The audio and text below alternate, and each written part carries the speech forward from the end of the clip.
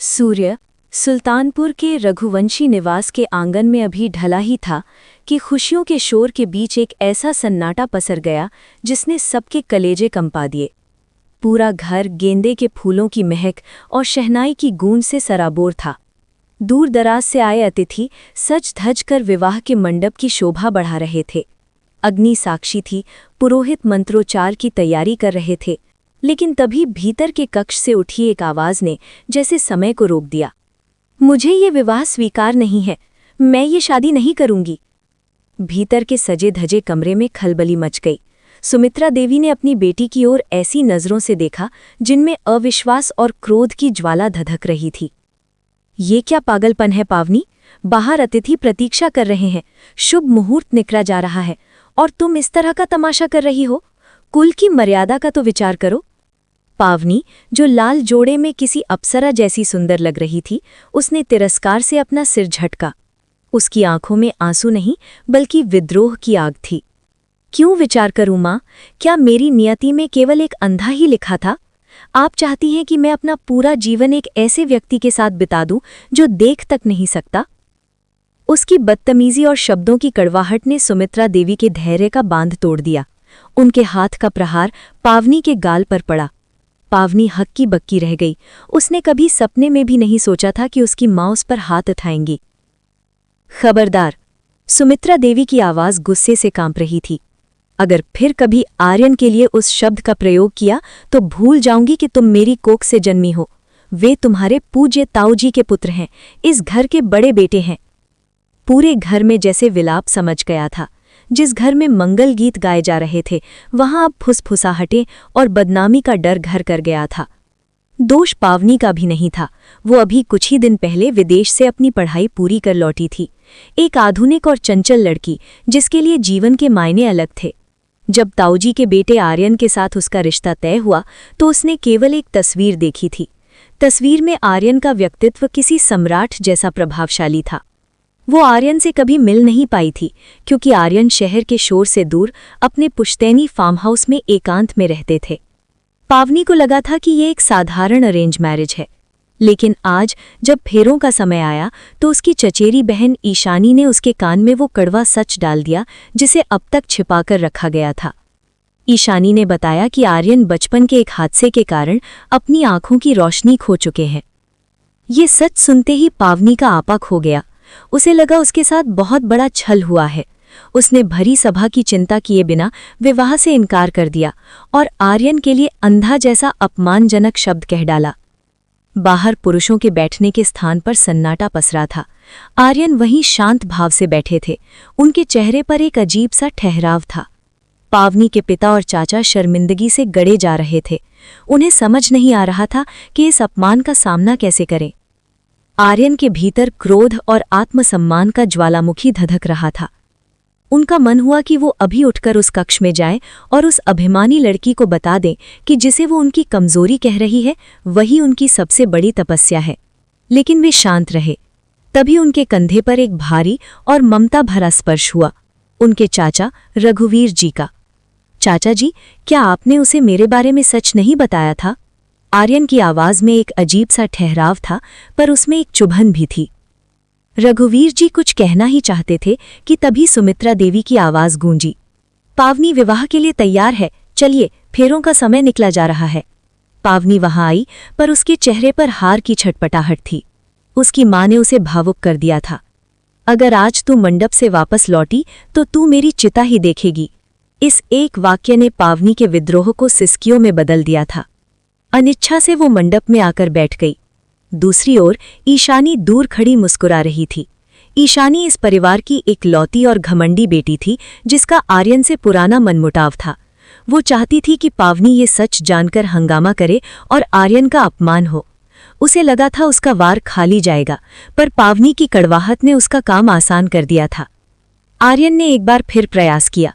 उन्होंने धीमी आवाज में रघुवीर जी से कहा, चाचा जी, पावनी को मजबूर मत कीजिए, वो खुश नहीं है।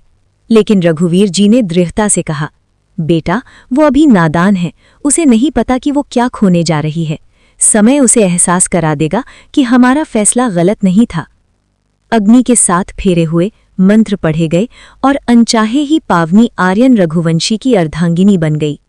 विदाई के समय पावनी का चेहरा पत्थर जैसा था।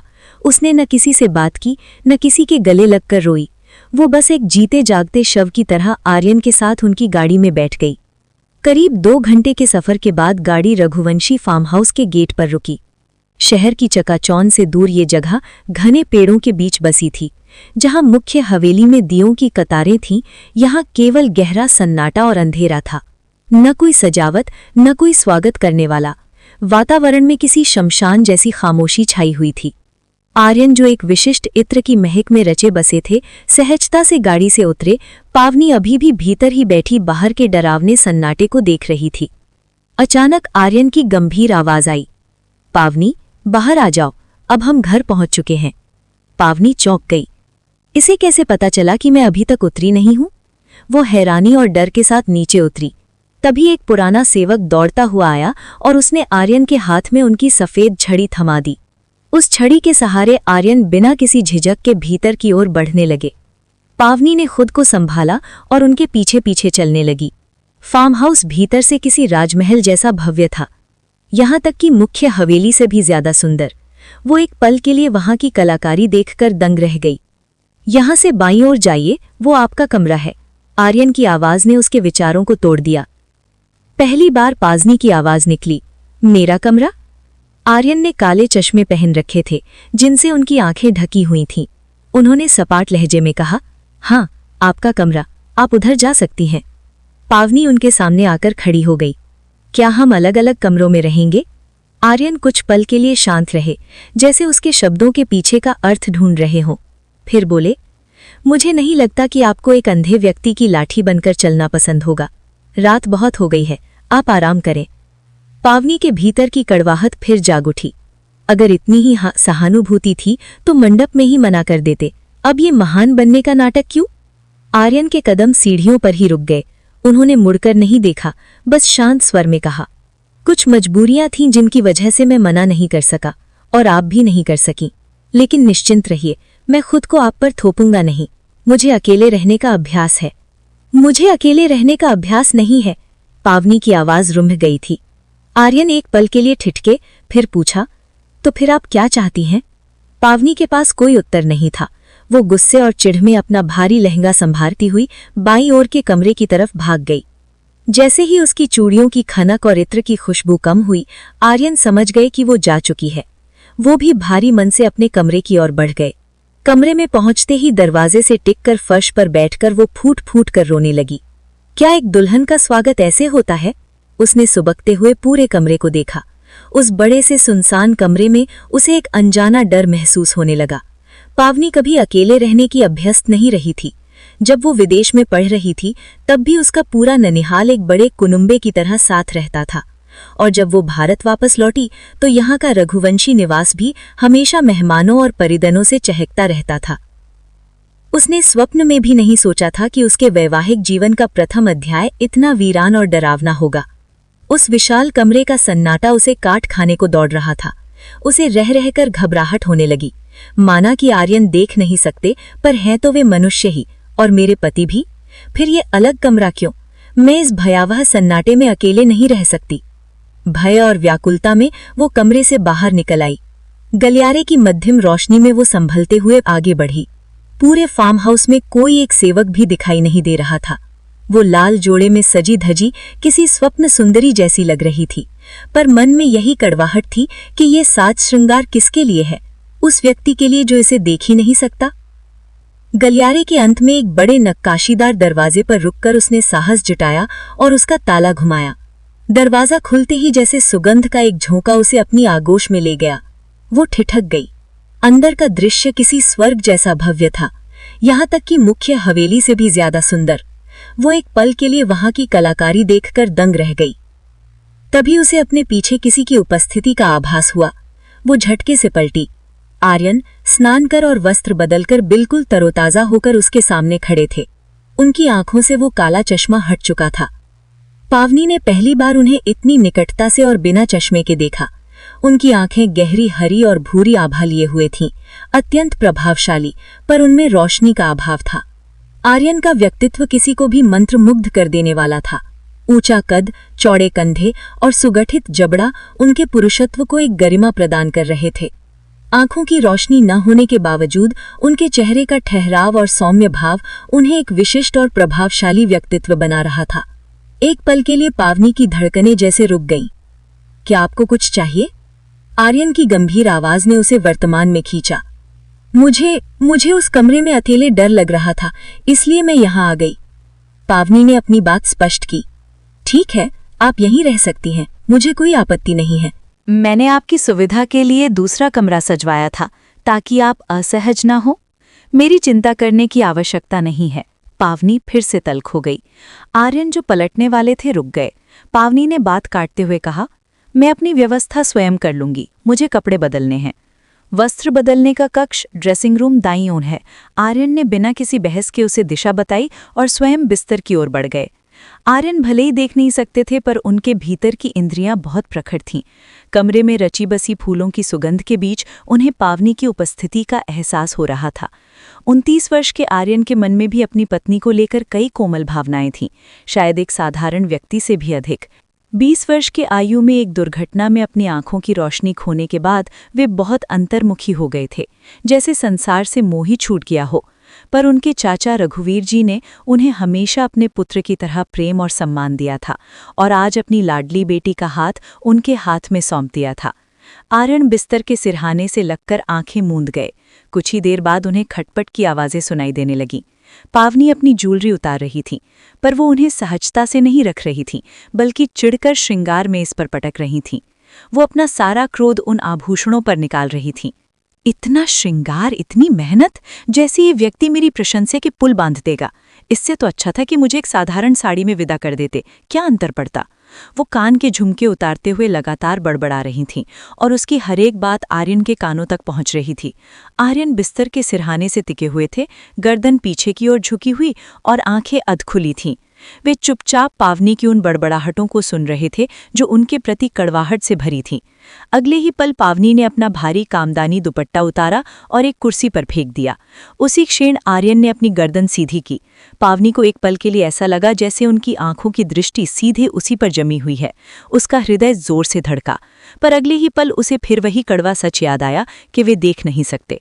तनाव मुक्त होते हुए उसने अपने बालों से जूड़े की पिन निकाली और रेशमी घने बालों को खोल दिया जो उसकी पीठ पर काली घटा की तरह फैल गए। वो अपना भारी लहंगा थोड़ा ऊपर उठाते हुए आर्यन के करीब आई और पूछा, मेरा पहनावा कहाँ है? पावनी इस समय अपनी सुंदरता के चरम पर थी। यदि आर्यन उसे इस अवस्था में देख पाते तो शायद खुद पर नियंत्रण रखना उनके लिए कठिन हो जाता। अलमारी में सब रखा है, आर्यन ने बिना किसी भाव के सपाट लहजे में उत्तर दिया। पावनी ने एक गहरी सांस भरी और अलमारी खोली। उसने रात के लिए एक आरामदायक वस्त्र निकाला, लेकिन तभी उसकी नज़र उन कपड़ों पर पड़ी जो बहुत आधुनिक और बोल्ड थे। अलमारी के आड़ से चोरी छिपकर आर्यन की ओर देखा, जो अभी भी शांत बैठे थे। उन कपड़ों को उलट पलट कर देखते हुए पावनी के कान शर्म से लाल हो गए। कितने अजीब कपड़े हैं ये, पर इनका लाभ ही क्या? महाराज तो देख ही नहीं सकते, फिर इन्हें यहाँ रखा क्यों है? वो बुरी तरह चिढ़ गई और जोर से अलमारी का दरवाज़ा बंद करते हुए वस्त्र बदलने के कक्ष की ओर बढ़ी। यहीं बदल लीजिए। अचानक अपने पीछे से आर्यन की आवाज़ सुनकर पावनी के कदम जैसे ज़मीन में गड़ गए। उसने मुड़कर देखा। आर्यन की नज़रों का केंद्र उनके अपने हाथ थे और चेहरे के भाव बिल्कुल सामान्य थे। क्यों? यहाँ क्यों बदलूं? मैं अंदर जाकर बदलूंगी, उसने फिर से तीखा जवाब दिया। उसे आर्यन का ये अंदाज बहुत विचित्र लगा। जहाँ इच्छा हो वहाँ बदल लें, आपकी मर्जी, वैसे भी मुझे कौन सा आपको देखना है। इस बार आर्यन की नज़रों का केंद्र सीधे पावनी थी। पावनी को फिर से वही भ्रम हुआ जैसे वे उसे देख रहे हों। उनकी आंखों में रोशनी नहीं थी, पर वे गहरी हरी आंखें जैसे बहुत कुछ बोल रही थीं। उनकी नज़रों का केंद्र खुद पर महसूस करके पावनी के पूरे शरीर में बिजली सी दौड़ गई। उसने कोई उत्तर नहीं दिया और ड्रेसिंग रूम में चली गई, पर घबराहट में दरवाजे को कुंडी लगाना भूल गई। कुछ देर बाद जब वो वापस कमरे में आई तो वहां घना अंधेरा था। हे भगवान, जीते जी मुझे किस कब्र में डाल दिया है। वो अंदाजे से बिस्तर की ओर बढ़ी और अंधेरे में ही अपने पति को घूरने लगी। बत्ती जलाइए कृपया। क्या हुआ? आर्यन ने बगल का लैंप जलाया और उसकी ओर मुड़े। मुझे अंधेरे से डर लगता है, बत्ती जलने दीजिए। और आपको क्या फर्क पड़ता है, उजाला हो या अंधेरा? उसने तेजी से बोलते हुए अपना दुपट्टा एक तरफ रखा और उनके बराबर में लेटते हुए ये बात एक सूचना की तरह कही। उसे एक पल के लिए लगा कि वो कुछ ज्यादा ही कड़वा बोल गई है, पर आर्यन के चेहरे पर बुरा मानने का कोई निशान नहीं था। आप यहाँ मेरे साथ सोएंगी? आर्यन ने उसकी बात का उत्तर देने के बजाय प्रश्न किया। तो क्या कहीं और जाकर सोऊं? बता दीजिए मुझे मेरा क्या स्थान है। एक तो इस विवाह के लिए मैंने माँ से थप्पड़ खाया, ऊपर से अकेले यहाँ आपके साथ भेज दिया गया। आप जानते हैं कि मैं अकेले नहीं रह सकती, मुझे डर लगता है, मैं कभी अकेले नहीं सोई, और अब आप मुझे कह रहे हैं कि मैं यहाँ से चली जाऊं? इसकी आंखों में आंसू छलक आए थे। आर्यन शायद सोचा नहीं था कि एक छोटे से प्रश्न का इतना लंबा और भावनाओं से भरा जवाब मिलेगा। शांत हो जाइए, सो जाइए यहीं। उन्होंने तकिए पर सिर रखा और अपनी एक बाह आंखों पर रख ली। बहुत कृपा है, आपका एहसान है मुझ पर। पावनी की जुबान जो कुछ देर पहले तक डरी हुई थी, अब वापस खुल गई थी।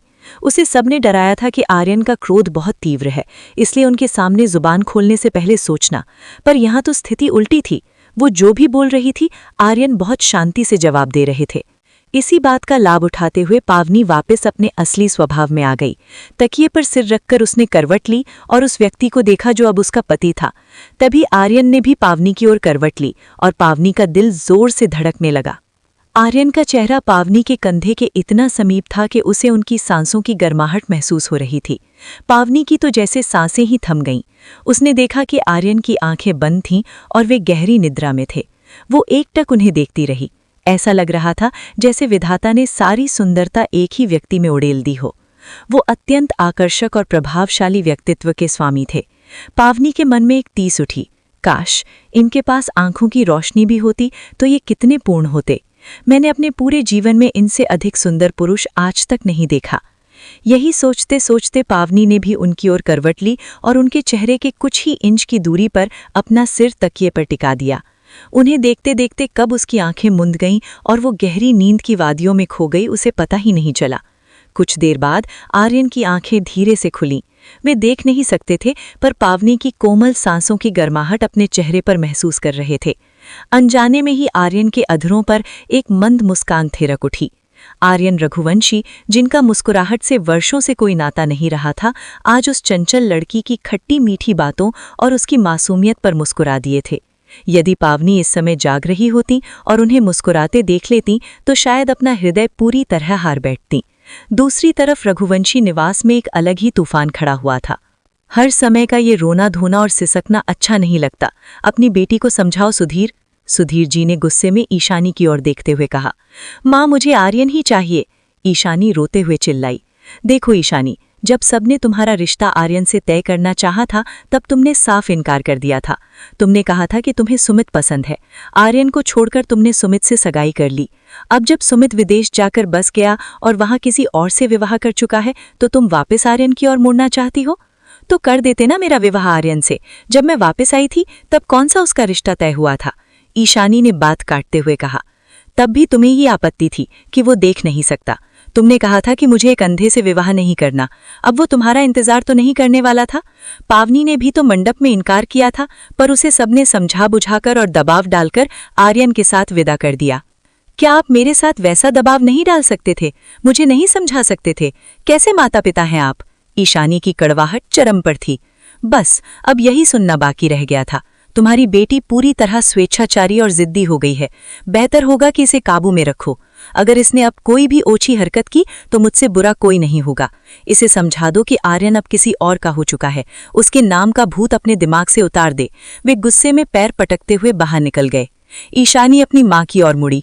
मैं उसे नहीं भूल सकती माँ। मुझे लगा था वो पहले जैसा नहीं रहा होगा, पर वो आज भी वैसा ही प्रभावशाली और सुंदर है।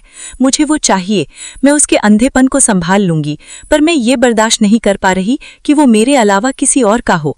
बड़े अजीब भाव है तुम्हारे। सुमित तुम्हारी पसंद था, उसने शादी कर ली और सुना है जल्द ही वो पिता भी बनने वाला है। वहां तुम्हारी ये भावनाएं कहाँ चली जाती हैं? ईशानी की जिद पूरे खानदान में प्रसिद्ध थी और आज उसकी वजह से पूरे परिवार को अपमानित होना पड़ा था। मुझे नहीं पता माँ, पर सुमित के लिए मुझे कभी वैसा महसूस नहीं हुआ जैसा आज आर्यन को देखकर हो रहा है। इसका अर्थ यही है कि मैं आर्यन से प्रेम करती हूँ और मुझे इसका एहसास अब हो रहा है। कृपया मेरी सहायता करें। और क्या, उसकी माँ ने कठोरता से पूछा। कल ही उन दोनों का विवाह हुआ है और आज तुम ये राग आलाप रही हो। मैं साफ कह रही हूँ, जो तुम्हारे पिता कह गए हैं उसे गांठ बांध लो। हम और बदनामी नहीं सहेंगे। वे उसका हाथ झटककर कमरे से बाहर निकल गईं, जबकि ईशानी प्रतिशोध और व्याकुलता की आग में जल रही थी। अगली सुबह जब आर्यन की आंख खुली तो एक पल के लिए वे चौंक गए। नींद के खुमार में वे भूल गए थे कि कल उनका विवाह हुआ है। उन्होंने महसूस किया कि पावनी बिल्कुल उनके करीब उनसे चिपक कर सोई हुई थी। उसके कोमल स्पर्श और निकटता ने जैसे आर्यन के दिमाग की नसें झंकृत कर दी। उन्होंने अनचाहे ही उसे खुद से दूर करना चाहा, पर नींद में डूबी पावनी उनसे और भी अधिक लिपट गई। आर्यन के हृदय की धड़कनें कई बार थमी और फिर तेज हो गईं। ये लड़की उनके शांत जीवन में किसी तूफान की तरह आई थी। उस शीतल सुबह में पावनी की मध्यम सांसों की लय और उसके शरीर की कोमलता जब आर्यन के सीने से स्पर्श हुई तो उनका हृदय अनियंत्रित होकर धड़कने लगा। आर्यन देख नहीं सकते थे, पर स्पर्श की संवेदना उनके भीतर किसी तीव्र विद्युत प्रवाह जैसी थी। वे धीरे से उसकी ओर मुड़े और एक हाथ उसकी गर्दन के नीचे रखकर उसे अपनी ओर और ऊपर खींचा, जिससे वो पूरी तरह उनकी बाहों के घेरे में आ गई। पावनी उनके सीने में मुंह छुपाए अब भी निद्रा के आगोश में थी। आर्यन ने अपनी आंखें मूंद लीं और अपनी पत्नी की निकटता का आनंद लेते हुए अपनी भावनाओं को बहने दिया। अनजाने में ही उनके दोनों हाथ उसकी नाजुक कमर के इर्द गिर्द कस गए। उन्हें एक पल के लिए ऐसा आभास हुआ जैसे कोई अनमोल खजाना उनके हाथ लग गया हो। वे अपनी निचली लिप को दांतों तले दबाकर उस मदहोशी को महसूस कर रहे थे कि तभी पावनी कसमस आई। आर्यन के सीने के दबाव से उसकी सांसें थोड़ी रुक रही थीं। पावनी ने अपनी आंखें खोली और सामने सोए हुए आर्यन को देखने लगी। निद्रा के खुमार में वो एक पल के लिए सब भूल गई कि उसकी शादी हो चुकी है। उसने आर्यन का चेहरा अपने दोनों हाथों के प्याले में भरा और अधखुली आंखों से पूछा, आप कौन हैं? पावनी जाग तो गई थी, पर उसका मस्तिष्क अभी सुप्त था। उसे इस बात का तनिक भी भान नहीं था कि वो आर्यन को अपनी निकटता का कितना गहरा एहसास करा चुकी है। आर्यन की उन गहरी आंखों को देखते हुए उसके माथे पर बल पड़ गए। उसे एक क्षण के लिए ऐसा भ्रम हुआ जैसे आर्यन की आंखें उसके पूरे अस्तित्व को भीतर तक देख रही हों। अचानक उसे सब याद आया और वो झटके से पीछे हटकर बिस्तर पर बैठ गई। शर्म से पानी पानी होती हुई उसने पास पड़ा दुपट्टा ओढ़ा और खड़ी हो गई। आर्यन भी अपने बालों में हाथ फेरते हुए अपनी उफनती भावनाओं को नियंत्रित करने का प्रयास करने लगे। नींद में वे कब एक दूसरे के इतने करीब आ गए, पावनी को कुछ याद नहीं आ रहा था। वो नजरें चुराती हुई स्नानघर की ओर भाग गई, जबकि पीछे आर्यन अपने हृदय पर हाथ रखकर धीरे से मुस्कुरा दिए। उसी शाम शहर के सबसे बड़े कन्वेंशन सेंटर में आर्यन और पावनी का विवाह भोज था। दोनों की जोड़ी की हर तरफ प्रशंसा हो रही थी। ईशानी किसी शोक में डूबी हुई स्त्री की तरह मंच पर आई और उन दोनों को साथ देखकर ईर्ष्या की अग्नि में जल उठी। पावनी का खिलता हुआ चेहरा और उसकी आंखों की चमक पूरी कहानी बयां कर रही थी। कल की तुलना में आज पावनी के चेहरे पर कोई चिड़चिड़ापन नहीं था। वो आर्यन के साथ सहज और प्रसन्न दिख रही थी। खुश क्यों न होती, उसी इतना प्रभावशाली और शालीन जीवन साथी मिला था। वो देख नहीं सकता था, पर उसका व्यक्तित्व किसी भी पूर्ण व्यक्ति से कहीं अधिक श्रेष्ठ था। ईशानी मन ही मन कुटिल विचार बुनते हुए पावनी को घूर रही थी।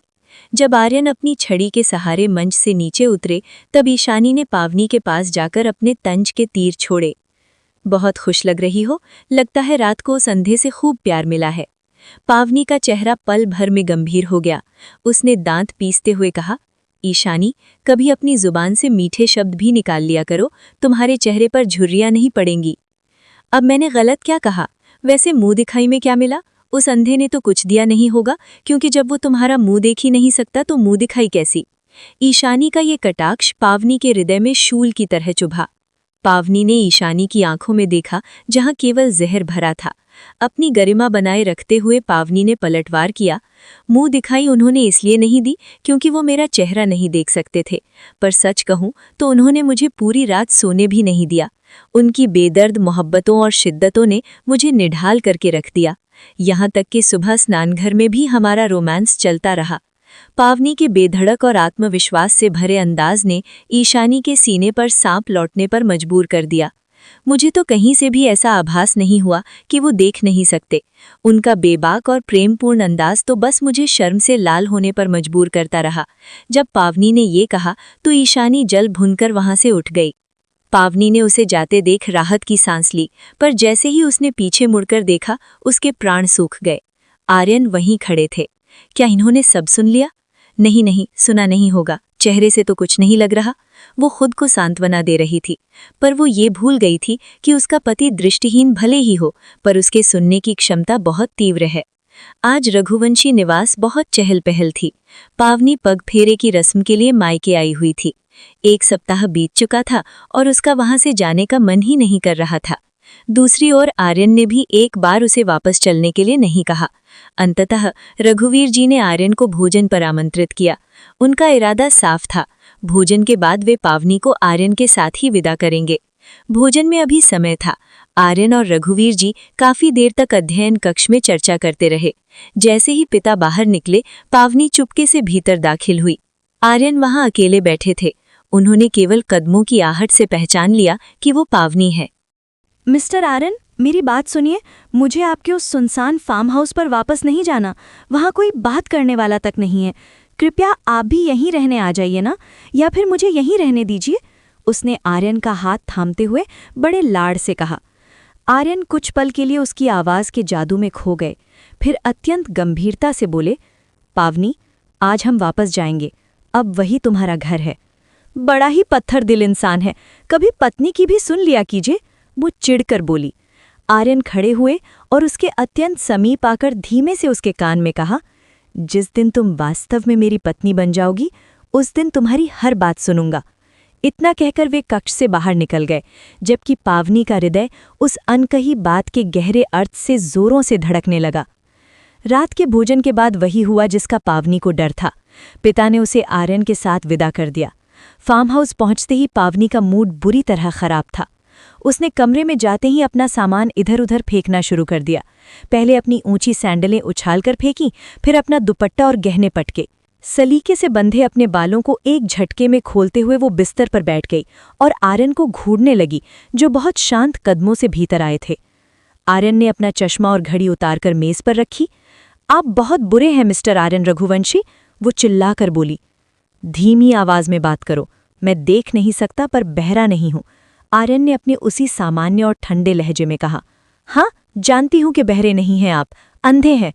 गुस्से में पावनी के विवेक ने साथ छोड़ दिया और उसके मुंह से वे शब्द निकल गए जिन्होंने आर्यन के स्वाभिमान को छलनी कर दिया। आर्यन के हाथ जो अपनी शर्ट के बटन खोल रहे थे वहीं ठिठक गए। कमरे में एक भयावह सन्नाटा पसर गया। पावनी को भी तुरंत अपनी गलती का एहसास हुआ। वो ऐसी ओछी लड़की नहीं थी, पर क्रोध में उसने मर्यादा लांघती थी। जानता हूं कि अंधा हूं, बार बार बताने की आवश्यकता नहीं थी। आर्यन की आवाज में इस बार ऐसी कड़वाहट और दर्द था कि पावनी का कलेजा कांप गया। उन्होंने झटके से अपनी शर्ट उतारकर कुर्सी पर फेंकी और बिना कुछ कहे स्नानघर यानी बाथरूम में चले गए और दरवाज़ा बंद कर लिया। हे ईश्वर, ये मैंने क्या कर दिया? मैंने उनका दिल दुखा दिया। पावनी की आंखों में आंसू भर आए। उसे याद आया कि आर्यन ने कहा था, जिस दिन बीवी बनोगी उस दिन सारी बातें सुनूंगा। उसे अपनी कही बातों पर आत्मग्लानि होने लगी। वो बहुत देर तक उनके बाहर आने की प्रतीक्षा करती रही। काफी समय बाद आर्यन बाहर निकले। उन्होंने केवल एक बाथरूब पहना हुआ था और उनके चेहरे पर एक ऐसी विरक्ति थी जो पावनी को डरा रही थी।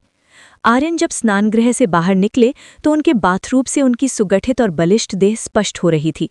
उनकी देह की मजबूती किसी योद्धा जैसी थी। उन्होंने अलमारी से अपने वस्त्र निकाले और अत्यंत आत्मविश्वास के साथ ड्रेसिंग रूम की ओर बढ़ गए। पावनी उन्हें एकटक देखती रही। क्या वे वास्तव में देख सकते हैं? इतनी तेजी और सटीकता से वे इस कमरे में कैसे चल लेते हैं? एक पल के लिए पावनी के मन में संदेह का बीज पनपा, पर फिर उसने सोचा कि शायद वर्षों के अभ्यास ने उन्हें अपने घर के कोने कोने से परिचित करा दिया है। जब आर्यन रात्रि के वस्त्र पहनकर बाहर आए तो उन्होंने बिना किसी संवाद के बत्तियां बुझा दी और बिस्तर पर लेट गए। पावनी उनके समीप जाकर बैठी। उसका मन आत्मग्लानि से भरा था। मुझे क्षमा कर दीजिए आर्यन, मेरे मुख से वो शब्द अनजाने में निकल गए, उसने अत्यंत कोमलता से उनका हाथ थामते हुए कहा। आर्यन मौन रहे। पावनी ने उन्हें झकझोरते हुए फिर से विनती की। अंततः आर्यन ने अपनी आंखें बिना खोले ही कहा, पावनी, सो जाओ, रात बहुत हो गई है। नहीं, पहले मुझे क्षमा कीजिए, मेरा उद्देश्य आपका हृदय दुखाना नहीं था। तुमने कुछ गलत नहीं कहा पावनी, यही सत्य है। मैंने तो ताऊजी से भी कहा था कि वे एक दृष्टिहीन के साथ तुम्हारा विवाह कर तुम्हारी जीवन बर्बाद न करें, पर उन्होंने मेरी एक न सुनी। नहीं आर्यन, ऐसा मत कहिए, आप बहुत श्रेष्ठ इंसान हैं। पावनी ने तब तक उनका पीछा नहीं छोड़ा जब तक आर्यन के चेहरे पर एक हल्की मुस्कान नहीं आ गई और उन्होंने उसे क्षमा नहीं कर दिया। अगले कुछ दिन पावनी ने अपने मायके में बिताए। वहां सुमित्रा देवी ने उसे आर्यन के जीवन की वो कड़वी सच्चाई बताई जिसने पावनी के हृदय में प्रेम की कोपलें खिला दीं। उसे पता चला कि 16 वर्ष पूर्व एक भयानक कार दुर्घटना में आर्यन ने अपने माता पिता को खो दिया था। अपने माता पिता को बचाने के प्रयास में उनकी आंखों में कांच के टुकड़े चुभ गए थे, जिससे उनकी रोशनी चली गई थी। 3 बड़ी शल्य क्रियाओं यानी सर्जरी के बाद भी कोई परिणाम नहीं निकला था। वो बहुत अकेला है पावनी, 4 वर्षों से वो भीतर से टूटा हुआ है। उसे समेट लो मेरी बच्ची। उसकी माँ की बातों ने पावनी को आर्यन के प्रति पूरी तरह समर्पित कर दिया। पावनी बिना बताए आर्यन को सरप्राइज देने के लिए फार्म हाउस लौट आई। वहां उसे पता चला कि आर्यन किसी आवश्यक कार्य से बाहर गए हैं। पावनी ने उस दिन खुद को बहुत सुंदरता से सजाया। उसने आईने में खुद को देखा और सोचा, भले ही वे मुझे देख नहीं सकते, पर मैं उनके लिए आज सबसे सुंदर दिखना चाहती हूँ। आधी रात बीत गई पर आर्यन नहीं आए। थककर पावनी ने अपने भारी वस्त्र बदले और एक काले रंग की रेशमी नाइटी पहन ली। उसे थोड़ी लज्जा तो आई, पर मन में एक तसल्ली थी कि आर्यन तो देख नहीं सकते, तो वो अपनी इच्छा पूरी क्यों न करे। वो उस जालीदार वस्त्र में किसी अप्सरा जैसी लग रही थी। वो आर्यन की प्रतीक्षा करते करते उन्हीं के ख्यालों में बिस्तर पर सो गई। रात के 2 बज रहे थे जब आर्यन घर में प्रविष्ट हुए। उनकी स्थिति भयावह थी। उनके वस्त्र रक्त से सने थे और चेहरे पर एक हिंसक क्रोध था। वे सीधे एक सुगुप्त कक्ष में गए, जहां उन्होंने अपने घावों को साफ किया। उनके सीने पर चाकू का एक गहरा निशान था। वे किसी गुप्त मिशन या किसी प्रतिशोध से लौट रहे थे। स्नान करने के बाद उन्होंने केवल एक तौलिया लपेटा और अपने मुख्य शयन कक्ष की ओर बढ़े।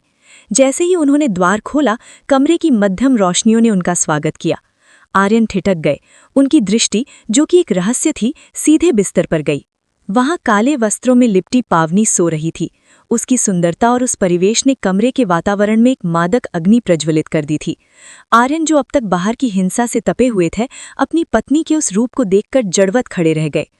आर्यन का हाथ अनायास ही अपने सीने पर जा ठहरा, जहां उसका हृदय अब एक असामान्य गति से धड़क रहा था।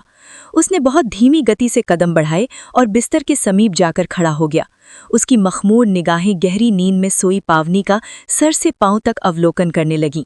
उसकी सुडौल देह और उस काली रेशमी नाइटी में उसकी सुंदरता ने आर्यन के भीतर भावनाओं का एक ऐसा बवंडर खड़ा कर दिया जिसे रोकना अब उसके वश में नहीं था। तभी पावनी ने करवट ली। अब पूरा दृश्य आर्यन के सामने स्पष्ट था। खुद पर नियंत्रण रखना उसके लिए असंभव हो गया। वो घुटनों के बल बिस्तर पर उसके समीप आया और उसे निहारते हुए बुदबुदाया, हाय राम, इतनी सुंदरता! विधाता ने कितनी बारीकी से इसे गढ़ा है। वो धीरे से आगे झुका और उसके माथे पर अपने लब रख दिए। उन शीतल अधरों के स्पर्श से पावनी के शरीर में एक सिहरन हुई, पर वो नींद में ही रही। आर्यन अब पूरी तरह बहक चुका था। कुछ देर पहले जहां उसके दिमाग में केवल हिंसा और प्रतिशोध था, अब वो कोमलता के घेरे में कैद हो चुका था। उसने पावनी के गालों को छुआ और एक गहरी सांस भरी। अचानक उसके शरीर का साया पावनी पर पड़ा। वो बिना वजन डाले उसके साथ सट गया। तभी एक तीव्र और जानी पहचानी खुशबू ने पावनी की चेतना को जगाया। उसने धीरे से आंखें खोली और खुद के ऊपर झुके हुए आर्यन को देखकर जड़वत रह गई। आर्यन की आंखें इस समय मखमूर थीं और वे बिना पलक झपके उसे देख रहे थे। पावनी की धड़कनें तेज हो गईं। आर्यन का वो चौड़ा, बलिष्ठ और निर्वस्त्र सीना देखकर वो कांप उठी। सो ब्यूटीफुल आर्यन, ने उसकी गर्दन पर अपने लब रखते हुए कहा। पावनी बुरी तरह घबरा गई। क्या हुआ बेबी, तुम तो घबरा रही हो, ये सारी तैयारी तो मेरे लिए ही थी ना? उसने एक कुटिल मुस्कान के साथ कहा और उसके होंठों के करीब आया। कृपया पीछे हटिए। पावनी ने उसे झटके से पीछे धकेला और बिस्तर से दूर खड़ी हो गई। उसने अपनी नाइटी ठीक की और जैसे ही वो बत्ती जलाने के लिए बढ़ी, आर्यन की कड़क आवाज गूंजी, बत्ती मत जलाना। पावनी वहीं ठिठक गई। आर्यन नहीं चाहता था कि वो अपने शरीर पर लगे ताजे जख्मों और खून के निशानों को देखे। आपने वस्त्र नहीं पहने? पावनी हकलाते हुए बोली। आर्यन खामोशी से उठा, अलमारी से कपड़े निकाले और ड्रेसिंग रूम की ओर बढ़ा। यही बदल लीजिए ना। अचानक पावनी के मुख से ये शब्द निकल गए।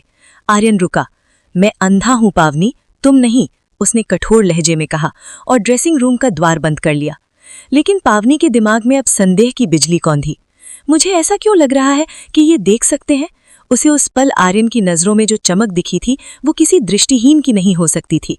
जब आर्यन बाहर आया तो वो पावनी को पूरी तरह अनदेखा करते हुए बिस्तर की ओर बढ़ा। पावनी उसे गौर से देखती रही। उसे लगा कि कुछ तो छूट रहा है। वो दराज की ओर बढ़ी ताकि उसका मोबाइल देख सके कि तभी आर्यन ने झटके से उसका हाथ थाम लिया और उसे क्रोधित नजरों से घूरा।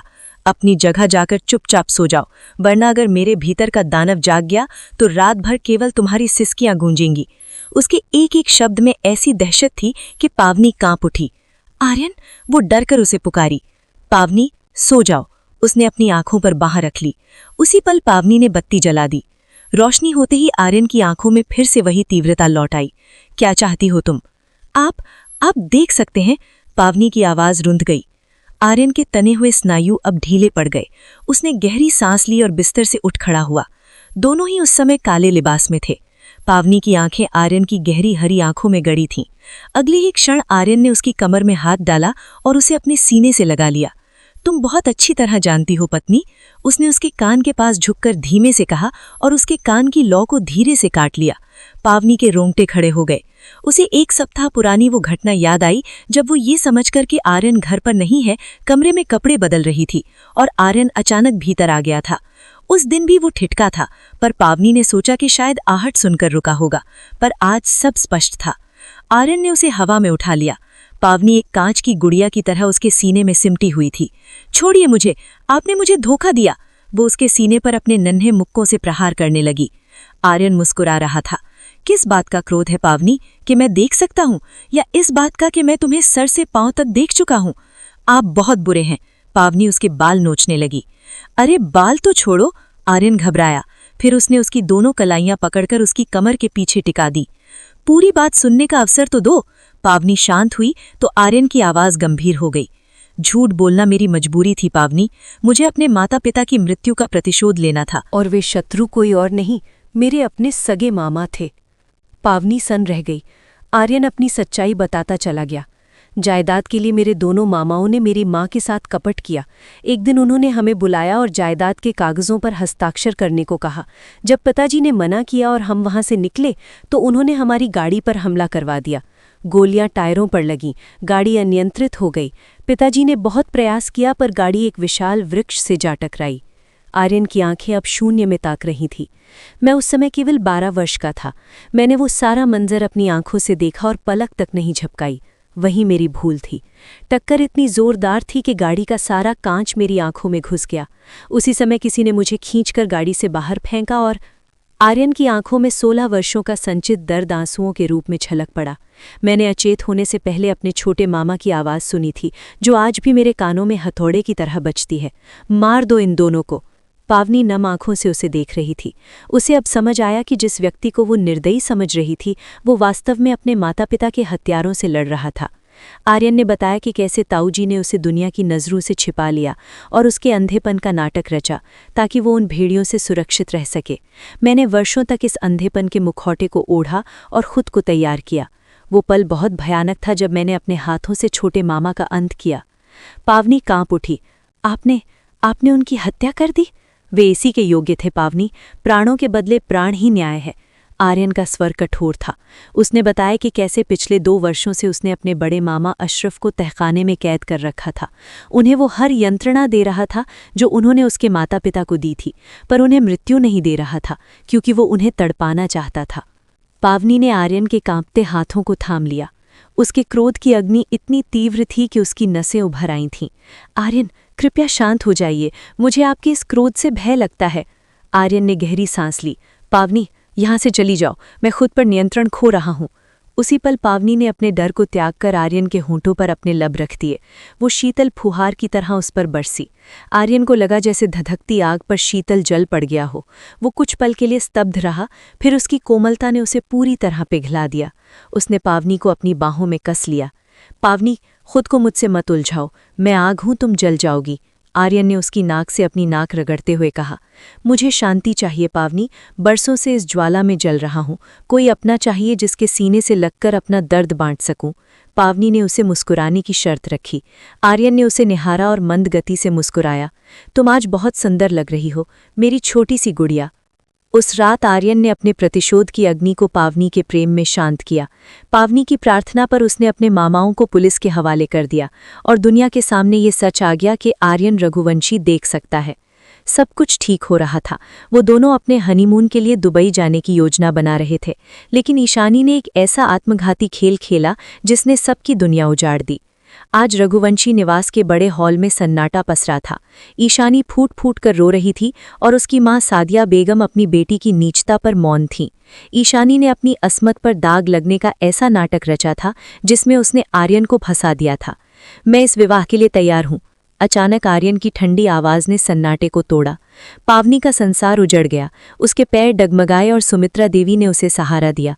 आर्यन, मैं नहीं चाहता था कि ऐसा हो, पर मेरी बेटी की मर्यादा दांव पर है। केवल तुम ही इस कलंक को मिटा सकते हो, चाचा सुधीर ने हाथ जोड़कर कहा। आर्यन का चेहरा पत्थर जैसा हो गया था। उसने हाथ नहीं थामे, बस सामने खड़ी पावनी को देखा। पावनी रो नहीं रही थी, वो जैसे एक जीवित मूर्ति बन गई थी। उसकी आंखों में न कोई आंसू था, न कोई शिकायत, बस एक अंतहीन शून्य था। पावनी की बड़ी बड़ी आंखें और उनकी पलकें थरथरा रही थीं। हृदय में एक ऐसी पीड़ा थी जिसे शब्दों में व्यक्त करना असंभव था। विवाह का प्रबंध करें, मैं समय पर पहुंच जाऊंगा, आर्यन ने पत्थर जैसा चेहरा बनाकर कहा और फिर पावनी की ओर बढ़ा। उसने मजबूती से उसकी कलाई थामी। पावनी ने अपना हाथ छुड़ाने का कोई प्रयास नहीं किया। वो बस एक कठपुतली की तरह उसके साथ खिंचती चली गई। पीछे सुमित्रा देवी बिलख रही थी। ये मेरी बेटी के साथ बहुत बड़ा अन्याय है। यदि उसे कुछ भी हुआ तो मैं किसी को क्षमा नहीं करूंगी। दूसरी ओर ईशानी के चेहरे पर एक कुटिल संतोष था। अंततः उसकी चाल सफल रही थी। आर्यन और पावनी गाड़ी में थे। आर्यन मौन होकर गाड़ी चला रहा था और पावनी की खामोशी उसे भीतर ही भीतर काट रही थी। अंततः पावनी ने वो शब्द कहे जिसने आर्यन की रूह कंपा दी, मुझे तलाक दे दीजिए। आर्यन के हाथ से गाड़ी का नियंत्रण छूटा। उसने झटके से ब्रेक मारकर गाड़ी एक किनारे खड़ी कर दी। उसकी सांसें तेज थीं। क्या तुम चाहती हो कि आर्यन रघुवंशी मर जाए? वो सामने देखते हुए अत्यंत कठोर स्वर में बोला। आर्यन, मैं आपको किसी और के साथ नहीं बांट सकती। मैं मर रही हूं ये सोचकर कि आप और ईशानी, मेरा दम घुट रहा है। या तो मेरा गला घोंट दीजिए या मुझे स्वयं से अलग कर दीजिए। आर्यन ने उसका हाथ थामा। तो तुम्हें मुझ पर विश्वास नहीं? तुम्हें लगता है मैं किसी और का हो सकता हूं? पावनी, मैं उसकी हर चाल जानता हूं। अब समय आ गया है कि उसे उसी की भाषा में उत्तर दिया जाए। बस मेरा साथ दो। मुझसे वचन दीजिए कि आप केवल पावनी के हैं। हृदय से केवल तुम्हारा था, हूं और रहूंगा। तुम्हें विदा करा के लाया हूं, तुम ही मेरी पत्नी हो। उसने पावनी को खुद से सटा लिया और उसके माथे को छुआ। मुझ पर विश्वास रखो। अगर फिर कभी छोड़ने की बात की तो खुद को और तुम्हें दोनों को खत्म कर दूंगा। आर्यन का यही जुनून पावनी का संबल था। वो कुछ शांत हुई।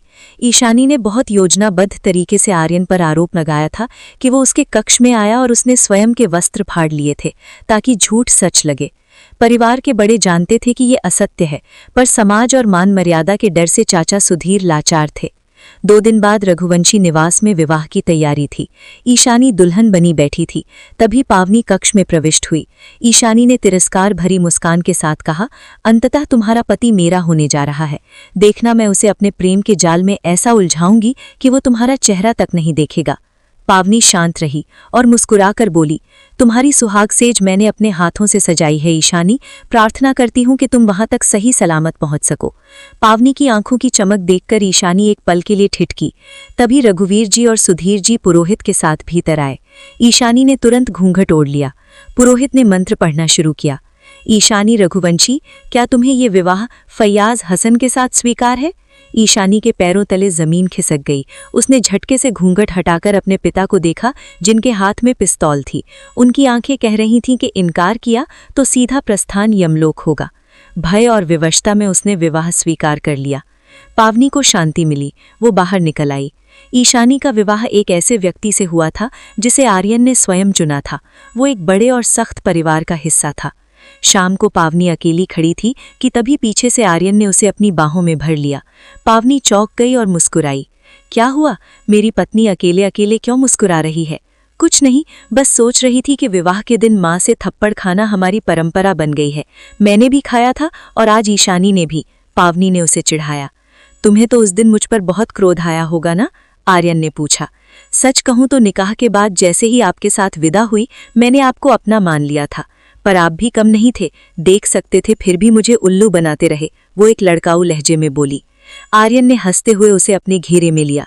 अंततः 6 महीने बाद पत्नी ने पकड़ ही लिया, चलो अब सबसे मिल लो, रात की उड़ान है। वो दोनों अपने हनीमून के लिए दुबई जा रहे थे। पूरे परिवार को सत्य पता चल चुका था। सामने ही ईशानी की विदाई हो रही थी। आर्यन ने मुस्कुराकर कहा, चलो अब वो अपने नए ससुराल में साजिशें रचेगी। वहां उसकी 3 ननदें और 2 जेठानियां हैं। अब वो उन्हीं के साथ उलझी रहेगी और हमारी जान छूटेगी। पावनी ने उसे एक छोटा सा मुक्का मारा, आप भी पूरे दुष्ट हैं। मैं दुष्ट? अभी रुको, बताता हूं कि असली शरारत क्या होती है। आर्यन ने उसे आंख मारकर छेड़ा और पावनी लज्जा से लाल हो गई। नफरत की आग में जलने वाला आर्यन पावनी के निस्वार्थ प्रेम से शांत हो चुका था। जीवन में अंधेरा चाहे कितना ही गहरा क्यों ना हो, प्रेम का एक छोटा सा दीपक उसे मिटाने के लिए पर्याप्त होता है। दोस्तों, अगर कहानी अच्छी लगी हो तो वीडियो को लाइक करके चैनल को सब्सक्राइब कर लें, ताकि आने वाली कहानियों का नोटिफिकेशन आपको जल्दी मिल जाए। मिलते हैं आपसे अगले वीडियो में, तब तक सुनते रहिए नोबल स्टोरी।